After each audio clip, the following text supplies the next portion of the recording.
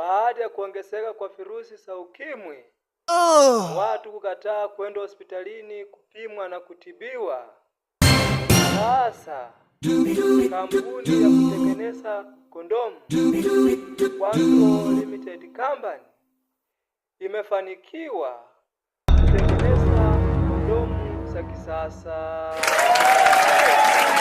ambazo zikitumiwa na mtu ambaye ako na hizo virusi zinabadilika rangi kutoka nyeupe hadi nyekundu, na kutuma ujumbe kwa ofisi ya kwamba mahali fulani kuna mtu ana ugonjwa wa ukimwi.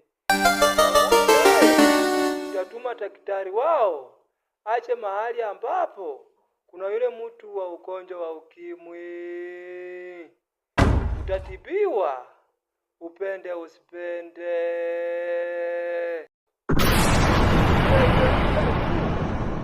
Ndipo watu watatibiwa.